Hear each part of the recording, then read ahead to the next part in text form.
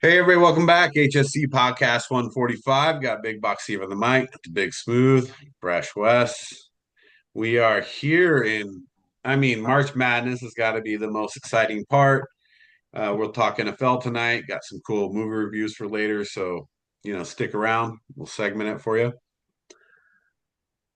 And so, starting off, I think we should jump into just a little bit of open talk, NFL updates. We'll do that for the first part here.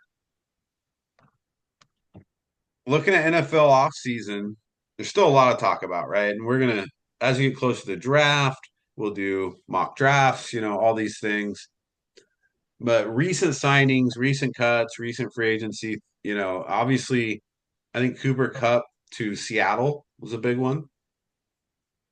We talked about Cooper Kupp last week.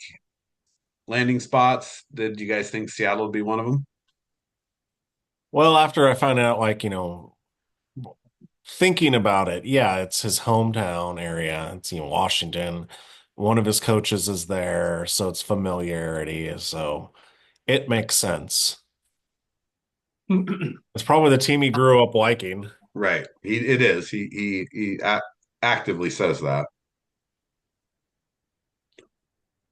How does that affect, Seattle losing DK, cutting Lockett?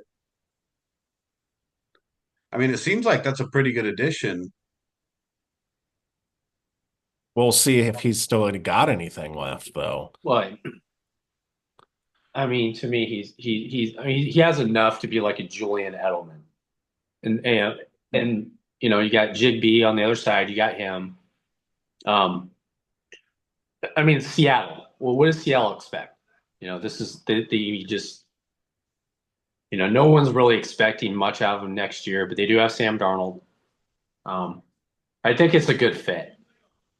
I think another team that could have used them is the Cowboys, but of course they don't want to pay anybody. So. I don't think he'd probably want to go there anyway. I don't think many players want to because it's such a dysfunctional place. Did you see the Twitter fight between DeMarcus Lawrence and Micah Parsons?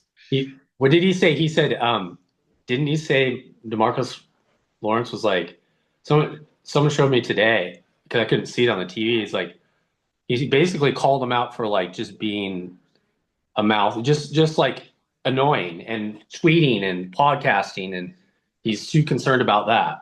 Well, what happened was is they interviewed DeMarcus Lawrence and he was basically he wanted to get into like go to a place where a winning culture, da da da da. And so then Micah Parsons tweeted something about calling him basically a bitch.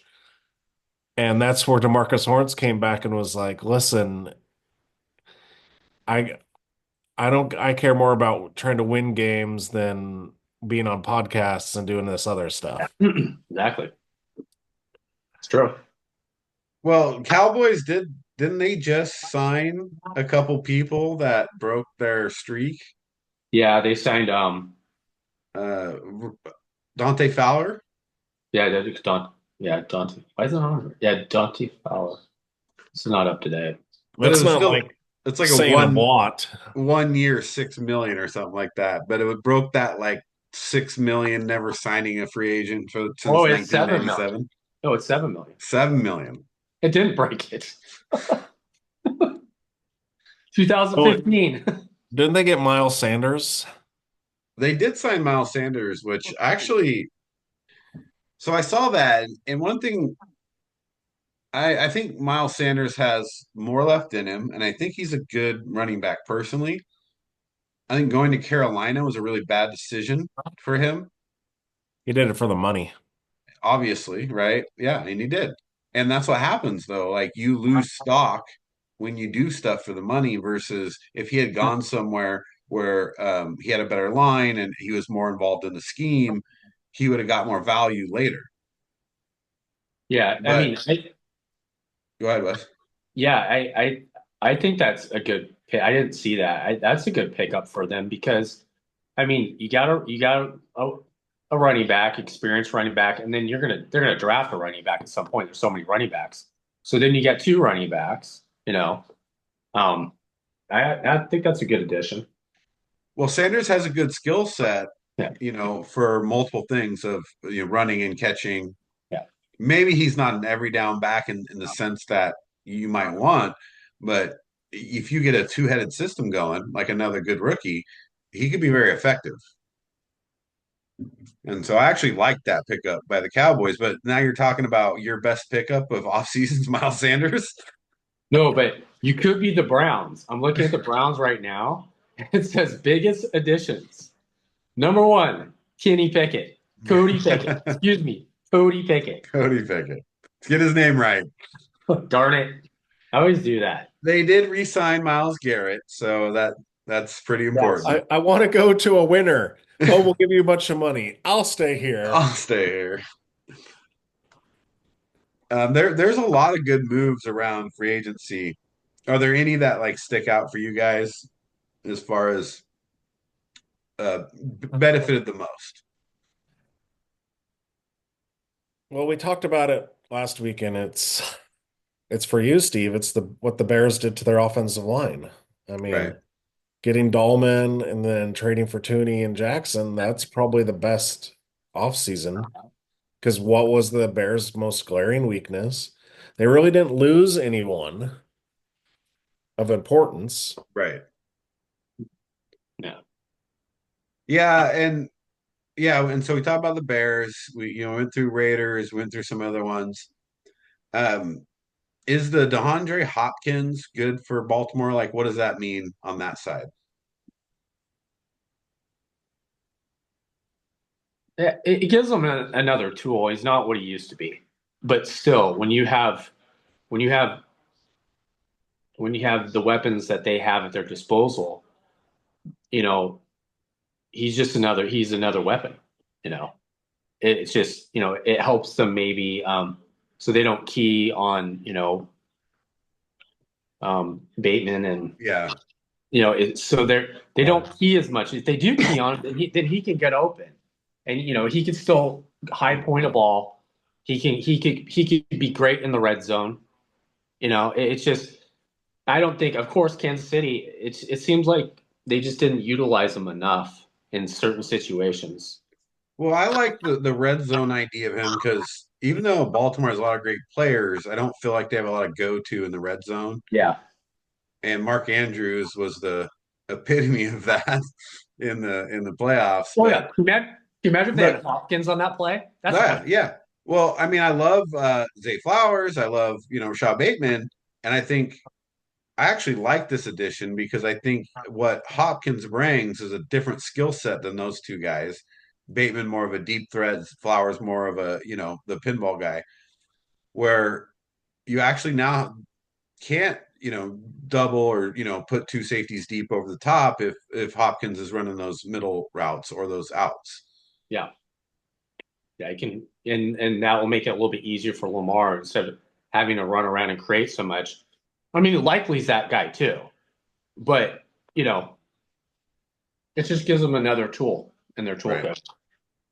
And it takes one away from the Chiefs. Which everybody loves.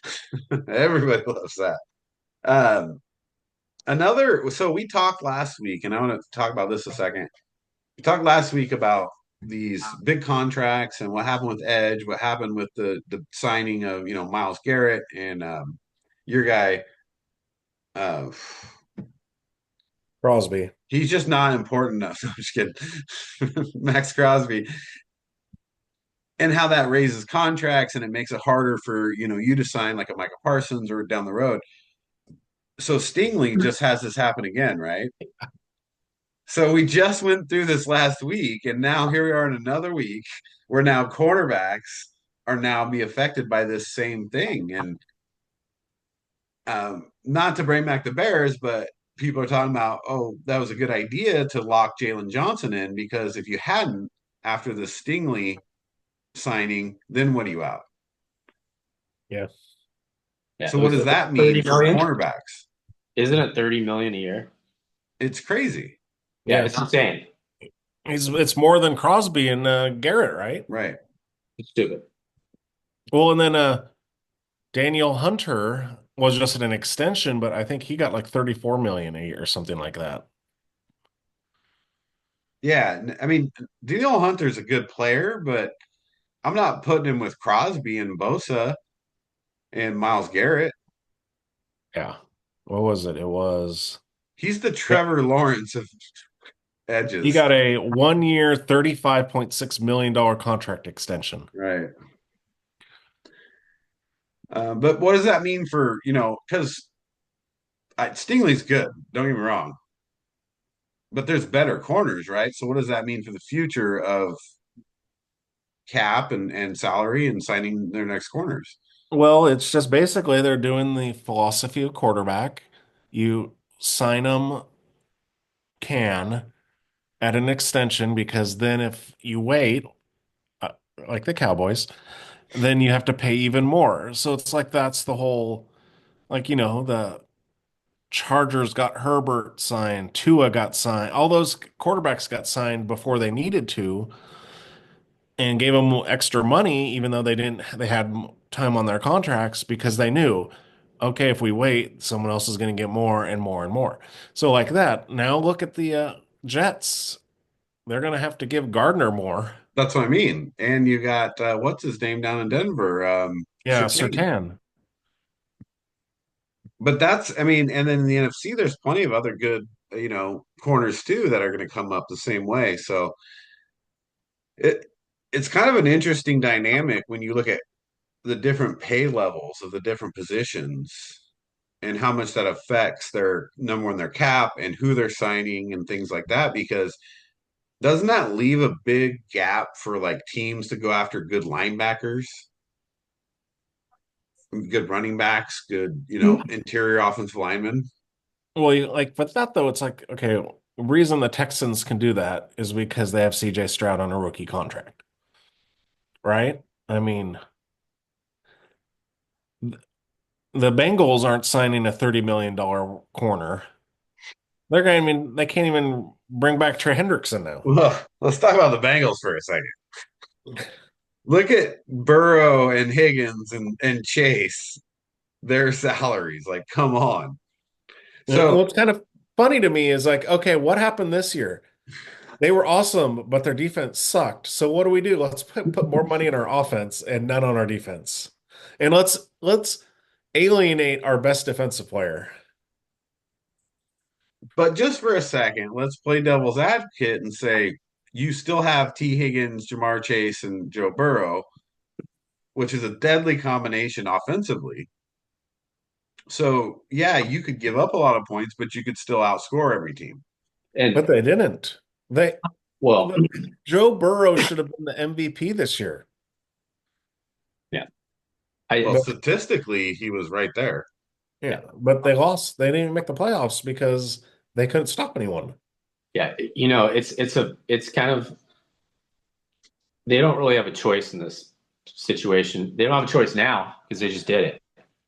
You just gotta you're drafting. You're drafting your defense. What are you drafting this year? Defense. Yeah. How many draft picks do we have? Oh, 6 or 7. Let's get more because we know what we need defense. That's what you're doing. You're going to have a bunch of young guys out there on defense. And after last year, when you look at it, how can you get any worse? But think about it. I'm drafting Georgia, Alabama, Ohio State defense. Notre Dame. That's Ohio State's all their secondary after the way they played against Oregon. How can they be any worse? They got confidence, Sean. But They don't have bad memories. They just won a title. as good as your defense might be, does anybody go in and be like, awesome, I get to play Cincinnati this week? Nobody's out there be like, I can't wait to play Joe Burrow, T. Higgins, and Jamar Chase. So Except yeah, the they got some quarterback of work the to other do. teams is like, awesome. I'm going to look so good this week. I'm gonna hit my bonus No, for dude, he's like yards and touchdowns. Burrow's like Marino, dude. He's like, All right, yeah, a little whatever, Clayton dude. Duper I action got happened. Clayton Duper. I don't have a running back. I don't have defense. I'll just get the ball in my It's hands to these I'm players. just saying it's not the worst strategy in the world. The worst strategy in the world was Carolina Yeah. trading away your whole team and giving up all your picks. But yeah, it's interesting though that I mean it's not new, but man, they gave a lot of money. Yeah. Did you see that meme about it? Like it was like, hey, this was the Bengals. It was a movie where what's his face going around asking kids, hey, do you want to play some football? Like it's just like I forgot the movie. It's like, hey, you want to play football? Hey, you want to play basketball? They may be doing that here really Yeah. soon. But you're right. They're going to draft defense, right? And you put enough young guys in there. What do you really need? You need a good secondary. You gotta have decent secondary, Yeah. I would start outside in right?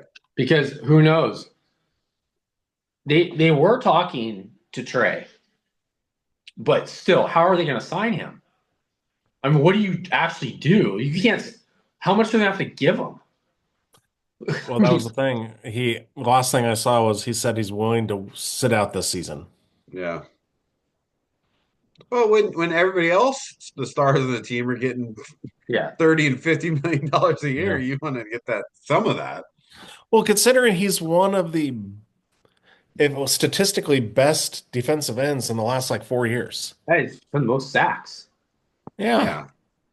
I mean, and he doesn't get a lot of, everyone's a Burrow, Chase. It's like this guy's he's like your defense. It's like, what's your defense? Oh, that one guy. It's like, Well, considering Hubbard retired, Right. yeah, Who was pretty solid. I think he was around 8, 9 sacks. yeah. and you So- can't name any free agent defensive players they brought in, Dick, can you? No. Well, I can. Not this year, you won't. You can name some they let go. Don't hit that. Whatever. All right. Well, we got a lot of NFL to talk about later, but tonight, we got a really good couple things to talk about. But most importantly, it's tournament time, baby. Where's Dick Vitale? I think he's doing the NIT. I was watching some NIT. But March Madness, it's favorite time of year. So let's jump into that. And so we'll get you in our next segment.